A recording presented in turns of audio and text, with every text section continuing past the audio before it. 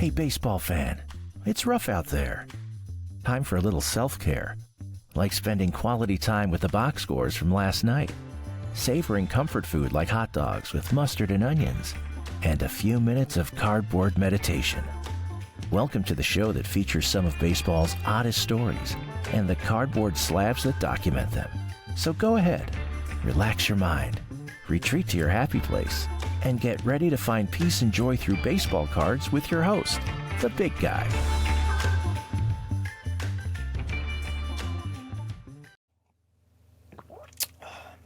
Oh, hey there.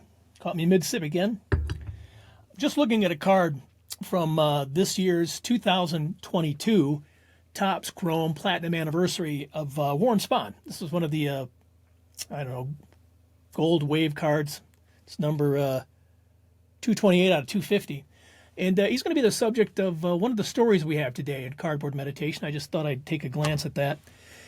I want to say something before we get going on today's show, something I forgot from previous episodes, and that is the people that really inspired me to get back into collecting cards. My friend Bob, who convinced me that there are card shows again and we should go to one, and we did and had a great time. And since then I've been to the National and then the Chicago Collectors Card Show that was there just like a month or two later. And we went to a show, my very first one that Bob got me involved with, in Shipshewana, Indiana. And there I saw a guy named Ryan Johnson, and he's with Card Collectors 2, I think, Card Collection 2 out of Ohio. And I just wanted to say something about him because this kid, and I say he's a kid because I'm an old man and he's kind of a young guy, but I saw him interact with kids. He's giving kids great deals on cards when they rush up to him, and they're very excited to see him because they watch him on YouTube. He buys cards from them at a really good price, where I've seen people, when you get kids, they give them this low ball price, and of course they sell them for a lot higher. But Ryan, for the most part, he gives them really good deals because he's just inspiring these kids to remain collectors, to stay in the game, have a good time. He knows they're going to grow up a little bit, maybe grow out of card collecting, but if he can keep them fired up, he can keep people involved. And I really appreciate Ryan Johnson. So if you see him, pat him on the back for me. Other people that I've seen, and other people that have inspired me other than my friend Bob, are the guys at Jab's family, Eric and his kids, Lucky Peter with Lucky Peter cards, because that guy's infectious. You can't watch anything with Lucky Peter on it and not walk away wanting to collect whatever it is Lucky Peter's collecting. Striker breaks, they're quite inspiring. Scotty B, he's usually got just information more so than cards, and that's valuable information. Him and Jeff Wilson from Sports Card Investors, yes. Teapot from Market Movers, just a lot of guys like that have really fired me up, and I appreciate you very much for getting me back involved and being in this community with you. So on that, let's get started on the next episode of Cardboard Meditation. So it's going to be about service to your country, like I had said when I was checking out that Spahny card.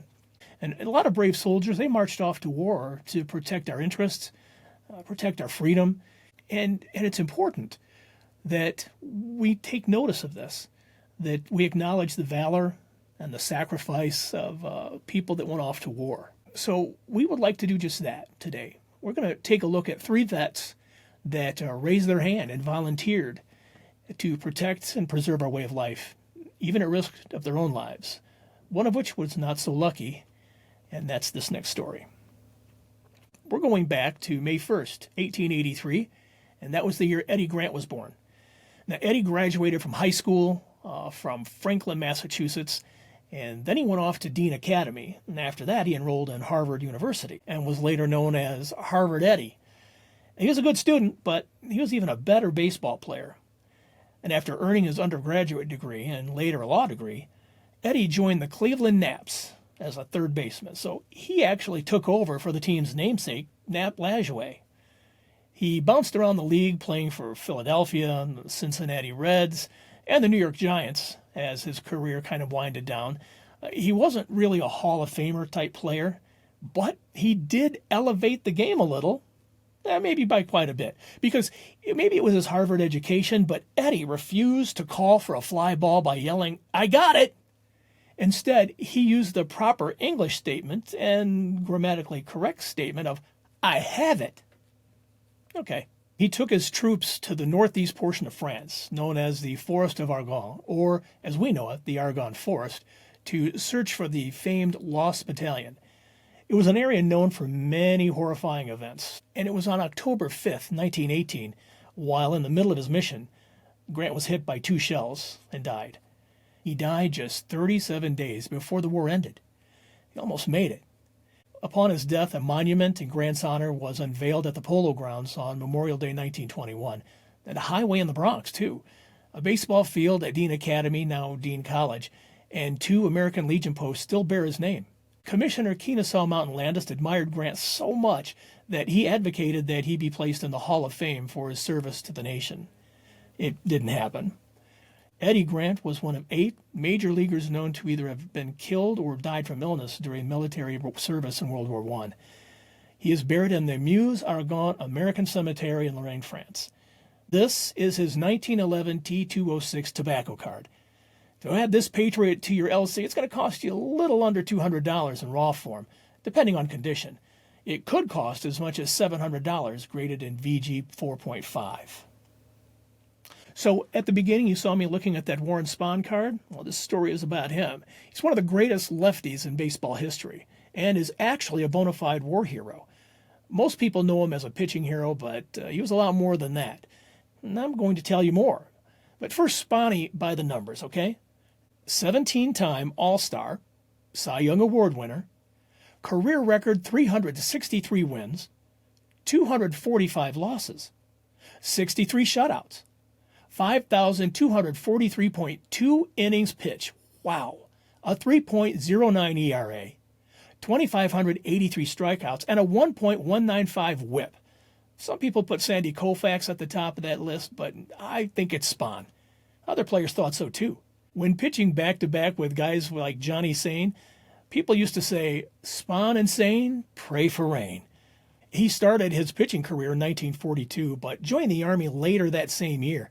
He would fight as an engineer in the Battle of the Bulge, the Bridge at Remagen, and other important battles in Europe. These were 2 big battles, as you may remember. Movies were made about them. The battle for the Rhine, where the bridge was located, was so fierce that Spahn lost several fellow soldiers when the bridge collapsed. His performance at the battle won him a battlefield commission and 9 more months of service. You would have to wonder how many more wins would Spahn have if he didn't have to go to war and serve 3.5 years. That's why I think he is the greatest lefty of all time. Now, here's a glimpse of the quality of this man. He was commonly credited with being awarded a Bronze Star at the Bridge of Remagen due to a false, unauthorized biography. Warren said that this book, which was a biography, was mostly fabricated, and Spahn sued the writer and the publisher for defamation and for violating his privacy. And he won the case at the Supreme Court. Spahn did earn a Purple Heart at that battle, however. Now, here's his 1951 Topps Redback number 30. This is a very affordable card for the greatest left-hander of all time. You can get an ungraded card for under $55. Okay, let's get all the way up to 1973 because that was a pretty good year for Baltimore outfielder Al Bunbury. Although he entered his major league career as a pinch runner, his speed and baseball abilities were noticed, and Al started playing a lot more in the field and became a leadoff hitter. He played well, and by July, he was batting .304 at the All-Star break. He ended 1973 with a .337 average, scored 73 runs, and had 23 stolen bases. Plus, helped the Orioles win the AL East Division, only to lose to the Athletics in the ACLS.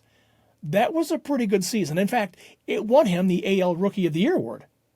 Now, 1974 was really not so good. He was hitting below 200 for the first part of the season and finished the season with just 19 RBIs and 12 stolen bases. Many rookies during their second year kind of go flat, but Al, he wasn't going to have any of that. Al had the tenacity to keep pushing, finding his best skills and abilities to perform even better over the next few years and become an all-star just a few years later. So where did he get that inner strength from? How did he do that? Well, Al Bunbury credits his Army service for his rise to stardom in the majors. Al was deployed to South Vietnam, commanding 45 soldiers in a tank platoon for almost a year. Al said, and this is a quote, "Being responsible for other lives, I think it made me focus more. I'm sure it changed me." He also said that one of his soldiers was killed in action. His platoon saw lots of action, and one intercepted a shipment of supplies that was meant for the Viet Cong. Not backing down and continuing to push forward earned him a Bronze Star. Al's first few years in the minors were unspectacular, but after his serving time in Vietnam, he claims that it matured him, and the do-or-die situations he experienced, and that he was responsible for his men, made him focus more. And he claimed that, quote, baseball just didn't seem as hard as it was before. Bunbury was one of 10 major leaguers that served in Vietnam. Bunbury by the numbers. He was the first Oriole to record 200 hits in a season. That helped win 2 American League pennants and a World Series. Here he is in his 1974 Topps card, number 137. Ungraded, it'll run you between $3 and $7 for an excellent to mint card. Well, there you go. 3 players to add to your legacy collection, and what great Patriots they were. Dr. Wayne Dyer, and I'm going to paraphrase again, happiness isn't something you are gifted or given. It's something you bring to life. So bring it and collect what you like. Talk soon. Just like that feeling you get after the 7th inning stretch? Fresh and focused. Cardboard meditation helps set your mind right. Thank you for watching. Show us your appreciation by clicking the like and subscribe button. Ring the bell while you're at it so you'll know when we upload a new story.